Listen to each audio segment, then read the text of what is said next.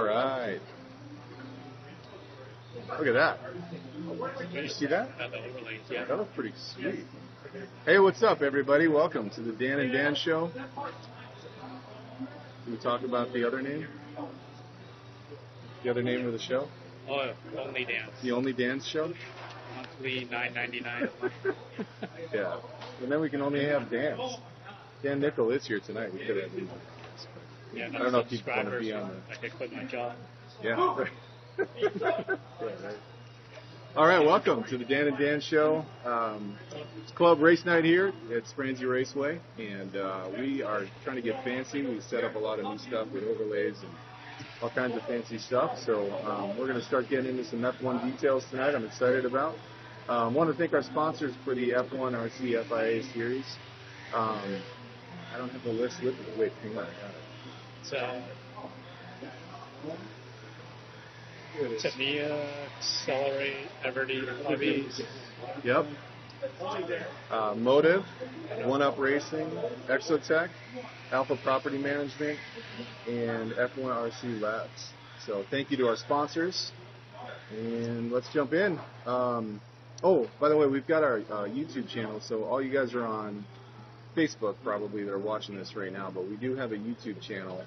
It's just under Spransy Raceway, so if you wanted to check that out, support that. That's pretty new, so...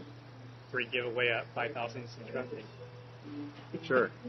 Free giveaway. We won't say what it is. And we're nowhere near that, so we're pretty safe. And then, next race, too, just to get away some of the basics here, 2 weeks. Next club night. Next week we'll have practice night, track layout change, so $10 on practice, but if you arrive here at 5, help out with the layout. Practice is free. Yeah. And we have also, if you're interested in the F1 Formula One series that we are hosting this fall, and you want more details and information, we have a separate Facebook group. And if you just go to Formula One RC, Formula1RC.com, you can go right to the Facebook group, and you can get all the information and registration and everything like that. So, all right, Dan, you were recently in California. Yep. What was your mission? What was the one thing you were supposed to get out there? The safety car. Safety car. That's right. So we all heard so much about. And did you come back with the safety car? No, you didn't come back. I think my dad might have thrown it in the trash. Is that right? Shoot. Well, that's all right. We're still working on it, right? Still trying to find like an Aston Martin or a Mercedes or something like that. Yeah, get some light bars on it. Yeah. So we're still working on that part. I'm working on a hit light thing. That's going to be cool. That's coming up. So we got a lot of fun stuff to work on still for that. We had, on Saturday, we had a race here, and a special guest stopped by. Yeah. That was pretty sweet. See pictures of it. Scotty. Yeah. Yep. And he did a promo video for the F1 series that we're going to, still editing it. It's been a busy week for me, but we'll be releasing that next week or so. Yeah. Like how we said, we put him straight to work. That's right. As soon as he's here. That's right. And, I've got some additional camera angles that we can check out.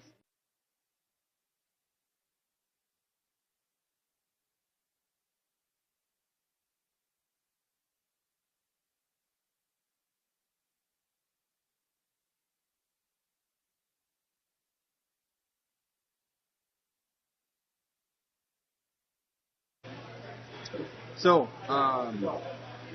we got some merch. Yeah. Got some new stuff.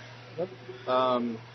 The big new thing tonight, I still have a few of these left. Two left, I think, is the Team Associated TC8. First thing I noticed when I picked up the box was how heavy it was. It actually is pretty heavy compared to most other kits. So I know Preston grabbed one tonight. It's got that steel chassis. I think someone said it was 145 grams. Yeah, these are all the steel chassis on them. Yep. Super low CG. It's going to be great out there. And actually, Josh Holstein was here on Saturday. He had his setup for mod, and he really liked it. He was pretty impressed with it. And he's got a lot of options for the setup. And he actually told me a lot of the parts to order to stock in the shop here. So those are coming as well. So a couple of these, let me know, are available still. Let me know if you're interested. And yeah, over there. So, yes, another new exciting project. What are these, Dan? So, kind of a worst kept secret around here, but we've been running prototype versions of these. These are what we call the +2 lower Prodigy arm. So it's 2 millimeters wider on each side. So you guys saw the stock arms a little bit on the narrow side, and depending on the tire and wheel set that you run, it could be quite a bit under the 190. So this kind of stretches it out a little bit wider, a little more stable on carpet. Just a nice option to have. I'm running one of those in mine. Do you have one on yours? I've been running mine for a few months, and we finally got the first production batch in. So I think that's 18 days. Yep, I think that sounds about right. And I'll have a link for those. I'm trying to decide yet if I'm going to set up like a Shopify store or what, but we'll get an option for people that want to mail to them. Worst case, you really need one right now, send me a message, and we'll make it. So I gotta have it. Gotta have it. Must have it. Yeah, we have a couple guys here that are gonna buy some. Yep. I got some buddies on the West Coast over in California that are gonna buy a few of these. So going up pretty quick. Yeah. Get them while they're hot. We'll make more. That's much demand. Cool. We are pretty close to revealing the track layouts for this season. I would say give us 2 weeks. Maybe by the next show. Maybe the next show will be about the track layouts. And I have an illustrator actually making a really sweet rendition of all the track layouts, 4 different layouts. And then we're going to print those off. But probably I'll do some big banners with them, and then we'll hang them here at the track so you can see them throughout the year. I know we got Suzuka, Monaco, Sao Paulo. Yeah, Interlagos, Sao Paulo, and we're still working on the fourth. Still working on the final one. So. Yeah, but yeah, so that'll probably hopefully be by the next time we do this show. So like, share, and subscribe. Kudos to John Higgins. He did some Yes. of the layouts. He's kind of our Herman Teal of the F1 world. He's a famous German track designer for F1 stuff. Yeah. That's our version. So yeah, John did a great job there, and we'll have him on maybe in 2 weeks. We'll see. All right, Dan, we wanted to go tonight over F1, like common issues. Yeah. Yeah. And you've been running F1 for how long? 13 years. So I've been running it for about half that, maybe. Probably 5 years, I'm guessing. Between 5 and 6. And most of what I learned was actually from you and Boo. Probably mostly you. So I typically tend to pretty much agree with everything Dan says, and Dan came up with a really nice list of common issues that came up that we wanted to go over tonight. So yeah, so either way. If you're going to listen to me, I could use $500. Checks in the mail, Dan. Checks in the mail. Yeah, I kind of put together a list. Just things I've seen over the years. I am definitely no expert in F1, and I made a lot of these mistakes myself early on when I was starting out. So, kind of start with Yeah. So the first one is what I see a lot of is people with binding pivots. So this one has an aftermarket one, but for some of you guys running the older pivot setup, there's usually like 2 screws that kind of clamp on the pivot ball. Sometimes they're a bit too tight and you get some binding, or they may be too loose and you have a lot of play. So you want to get it kind of clamped down as close as you can without any friction. No slop, but nice and smooth back and Nice forth. and smooth. Yep.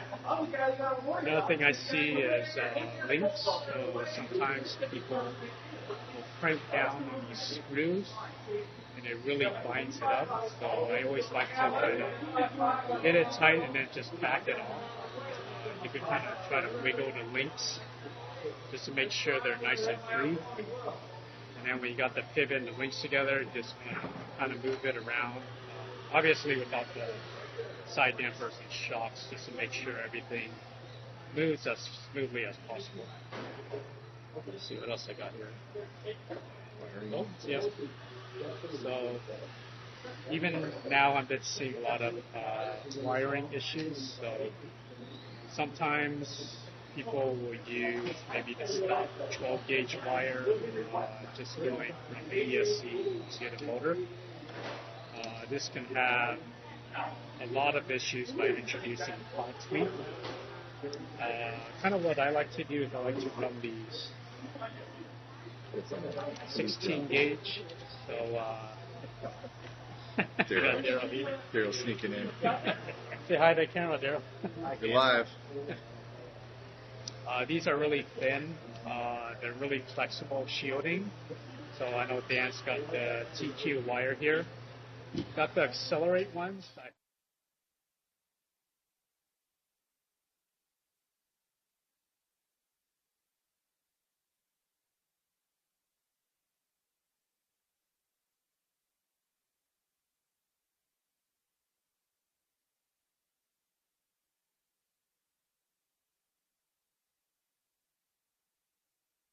When you go thicker, you gotta be really careful with how you route the wires. You don't want it like all kind of bunched up, hitting against the body, because again, you want that pod to move as freely as possible.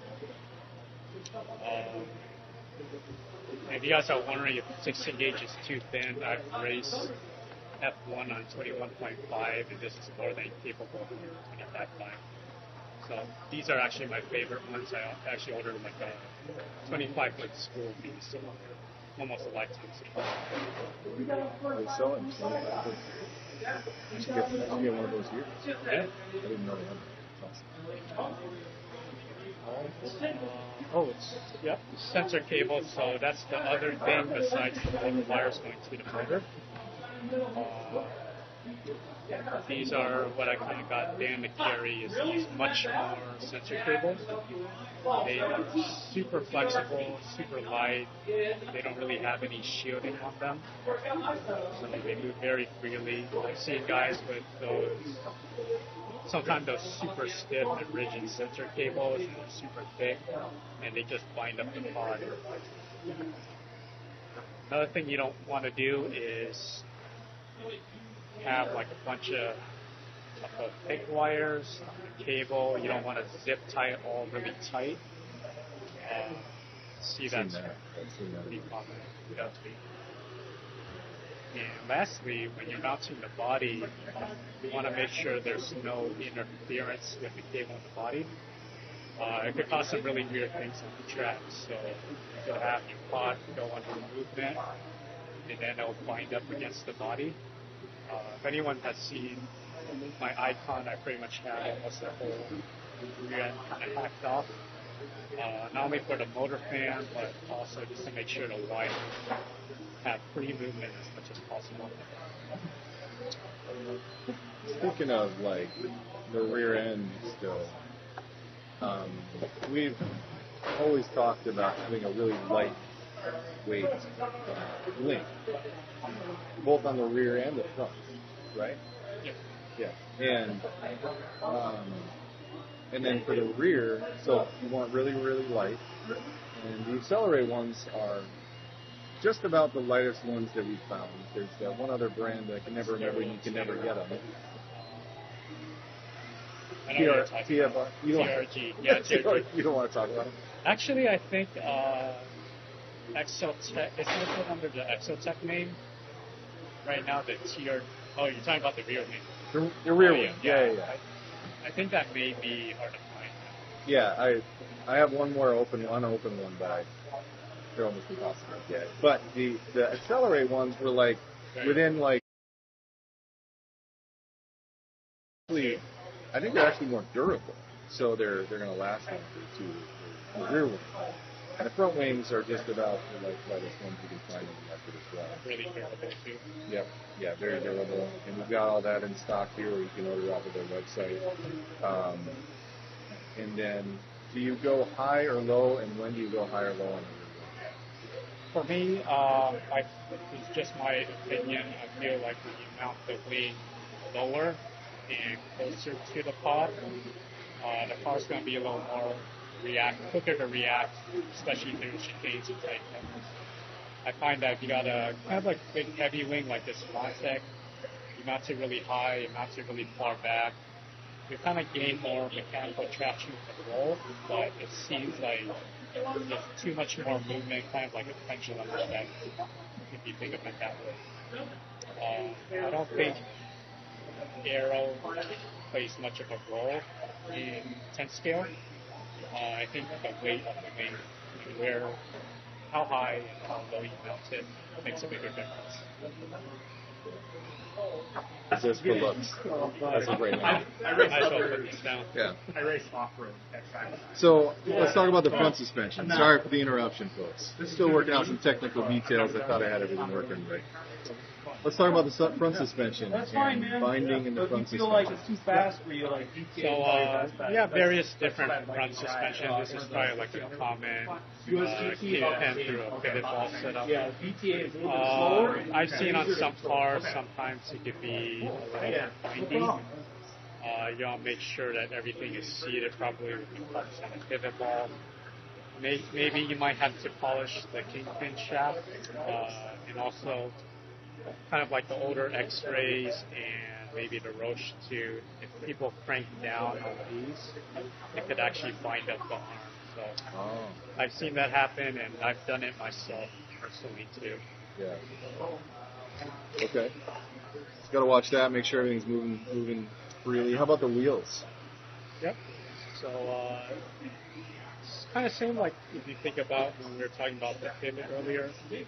The front wheels are just riding on bearings. You want to make sure that you're not tightening the lock nut too much that is binding. So kind of as tight as it can be, but not that it's binding and not too loose that you have a lot of left and right play on the axle. If you do have a lot of play and you're pretty much cranked down all the way on the axle, then that means you need to add a spacer to take up that slack. Cool. So yeah, that's always something I'm playing with constantly. It feels like with the wheels, it's like you want to get it just right. So I have all these like really thin little shims, 0.1 shims or whatever, and making sure we get that just spacing just right in there. So it makes a big difference. Yeah, the pod height is next. Talk about that. What does that mean? So this is kind of like how flat the pod is against the chassis. I've seen a lot of cases where either it's really bowed or the pivot point is much lower than the rest of it. So you kind of want to aim for, as you're setting it on the table, you want to have the chassis kind of be as flat as it can be, and then you do that by adjusting the collar on the center shock. So you back off on it if it's a little more bowed, and then if you need to get it more flat, like this part's too low, then you add more preload on the center shock. So you kind of want to aim for a flat seamless bottom between the pod and chassis, just as a starting point. And the shock's also how you adjust the droop as well, right? Yeah. So on this car, that will be by the shock length. So if you screw out this, you could essentially extend the shock, which will add more droop. It's going to let that pod hang down a little more. Whereas if you want to take away droop, you're going to tighten this. That's going to shorten the shock. And also, yeah, it's going to take away droop. So I generally aim between 1 and 1.5 rear pod droop. For carpet. Yep, for carpet. Outdoor, lower grip. A little more. Yeah. Lastly, anytime you're doing that, you want to recheck your load on the center shock to make sure you have that even starting point. Sure. Yeah, that's good stuff. How about width? Yeah, with And are you talking rear or front or both? both. Yeah. So we have a rule where we have 190 millimeter maximum width. What I've seen is sometimes you have to look at the manual. Sometimes they'll have a certain number of shims on the left and the right side. I've seen people kind of mix that up, or they're using an aftermarket diff or an aftermarket hub. So some people are having either the left side is too far out or too far short, and the other side's not even. So you kind of have it like an offset on where it should be. And normally, pretty much almost every F1 chassis usually has a hole, like if you flip that over. There's usually a hole right in the center of the chassis, and so you know what to measure off of and put your calipers in. Against the end of the hub. Yeah, you can either look at the hub, or you can, if the tires are mounted, you can look at either the inside or the outside of where the tires line up to make sure you're exactly at the middle. But there's that one. So, and for the rear width, do you pretty much always run 190, or do you ever change that, or the front? Like, do you always run one? Like, what do you try to run close to 190, both the front and rear. Yeah. With the front, some cars they're a little more. They have more options to go narrow or wide, just like the X-Ray and the Icon, for example. It kind of depends on what kind of wheel and tire package you're running. Exotex, they run on the wider side. If you're running like a CRC tire or a new Accelerate tire, they're running on the more narrow offset.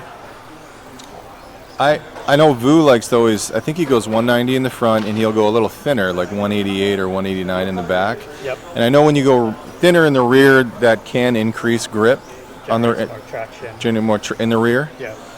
And Vu says it's easier to drive too, which I have found to be the case when you go a little thinner in the rear and a little wider in the front. Yep. And kind of widening the front, it takes away from the front traction, but at the same time makes it more stable, more predictable. Yeah. Good stuff. We already went over front wing choice. Actually, I want to mention one other thing about front wings. I still see this a lot is front wings that are dragging on the ground. Oh yeah. So this is a protoform wing. It does, I ran this wing before. Over time it could bend down, and then you're rubbing on the sides of this wing. There's certain wings like the Montec, I think the 2017, the 2022, and Prodigy, which I like because they don't really bend down as severely. That could really kind of mess up the handling for the car during the turns. Absolutely. That's something easy to watch if you can tell if it's rubbing. Yep. If your wings rubbing, but we haven't really seen that with the Accelerate wing. Yep, it's pretty good. We've also done some aerodynamic tweaks with the heat gun. It's a little Adrian Newey action. We've heated wings before, bend them up, let it cool down in that position, and they generally kind of stay that way. Just want to point out one last thing on the wings. Sometimes if you're buying a new wing and you're running like a thin aluminum chassis, it could protrude past the chassis. So people are measuring their ride height on the chassis, but then you're bottoming out on the wings. So what you think may be 4 millimeters of ride height could actually be like 2 or 3 millimeter. Yeah. So you want to shave it down and to get it very Get it flush. Yeah. Yep. That way you get full range of motion on the front suspension, and also that you're not decreasing intentionally your ride height. Sweet. Tire sauce, what do you use? Well, I mean, here our standard tire sauce is SXT. Yep. But are you using white, black, red, combination of both? I tend to, it kind of depends on traction level. At the start of the day, when traction is lower, I'll usually go for the red sauce. The medium works pretty good too. Well, what tires are you running? Accelerate. Accelerate tires? Yep. And so what? I'm stocking right now. I'm stocking the Accelerate tires. I've also got Exotech tires, and I've also got, now I just started stocking CRC tires, although I just sold the last set. I'll get more of them. And I've found all three to be pretty quick. You kind of gotta tune it for the tire. If you're using like a gravity tire, which is really pushy, you might, for example, go straight for the red sauce right away and do full sauce. Whereas the Accelerate is very grippy on the front. You could go with half sauce typically, or even the lighter medium. So, yeah. Depends how traction goes. Sweet. Cool. Well, we got about... one more thing on sauce. I always sauce the full rears. The fronts are very sensitive. I generally go a window of 5 to 10 minutes. And it can influence a lot on an F1. F1's a lot about tire prep, so you want to get it right at that tippy point, and then you're golden during those warm-up laps when it's just right there.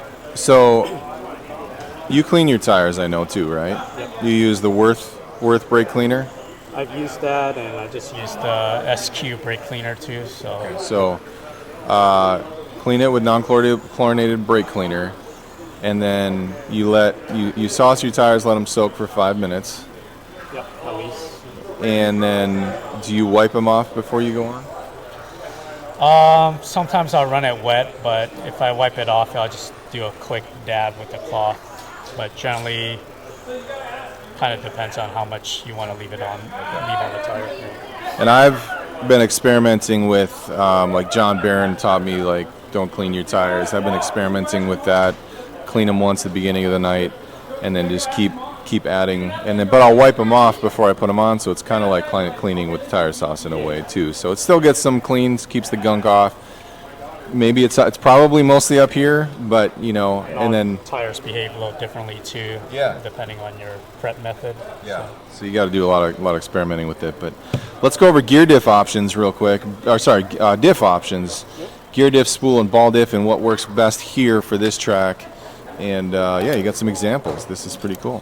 Yeah. So first, ball diff. It's also now. Yeah, that one's bent. That one's bent anyway. Ball diff. There are ways to get it to work good on carpet. I just think gear diffs or spool is a better option, just because you have a lot of grip on black carpet. For races like Tamiya TCS, where you have to use the Tamiya ball diff, we found some tricks to get it to kind of lock up a little bit better. I think Vu has used the red Tamiya VG grease. It's a very tacky, very thick grease. Almost makes it behave like a gear diff. Of course, you have to repack it every time. Another thing I did, for example, in 2019 when I won the TCS Nationals, I actually used, I have to dig up the part number, but it's a Tamiya like friction pegs. So it's like these plastic or nylon things that you stick in where the balls normally go. You tighten up the diff and it acts almost like a spool. So those are just kind of various methods if you're truly stuck with just a ball diff. The TRF 104 that just came out, I think also comes with a ball diff, if I remember right. And so it's a metric axle. So yeah, we have a couple guys who want to race them here with gear diffs, and they have to get an adapter for that. So it works. If you want that, reach out to us, post a comment, and we'll figure out that part number for you. But yeah. All right. Gear diffs. So technically there's three options. You have the X-Ray, and then you have the Schumacher, and then one thing I've built is the Osomatics A12 gear diff using an Icon hub adapter. That's in another box right now, so I left it at home. Anyways, X-Ray diff, $140 almost. Schumacher is about 50 or 60 bucks, and honestly, the Schumacher is a more superior diff as far as design. Kind of with the X-ray gear diff, it's not supported top and bottom like the Schumacher. So you see the spur gear sticks out a little bit further. That's because you got a bearing down here, and you have a much better sealing O-ring versus the gasket on here. So I find the Schumacher gear diff to be smoother, better performing.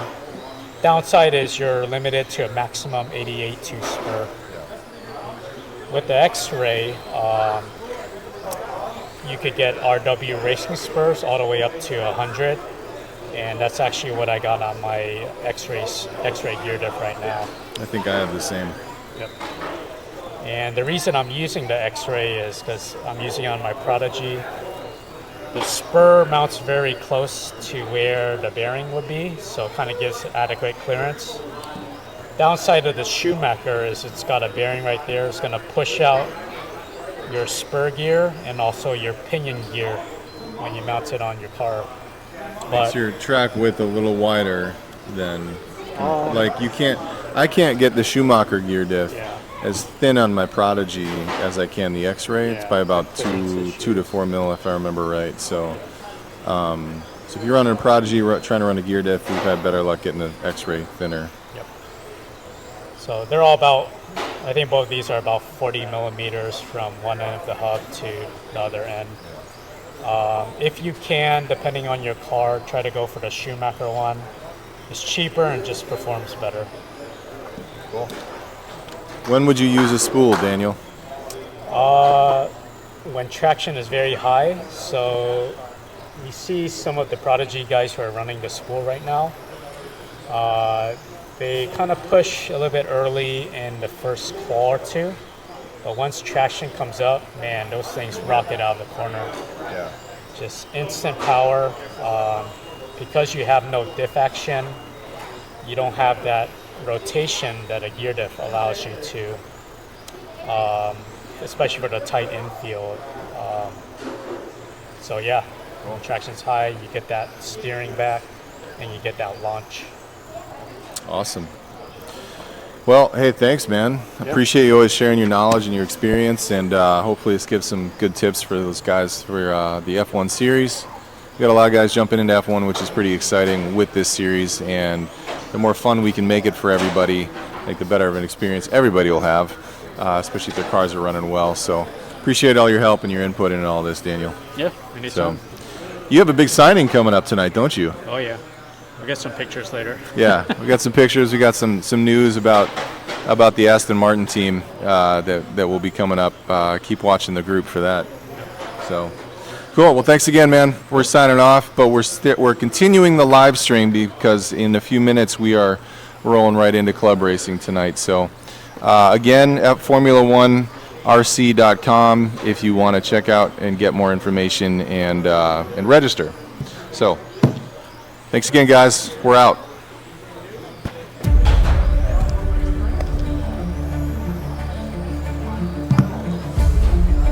Oh, it's a pretty long show. That was.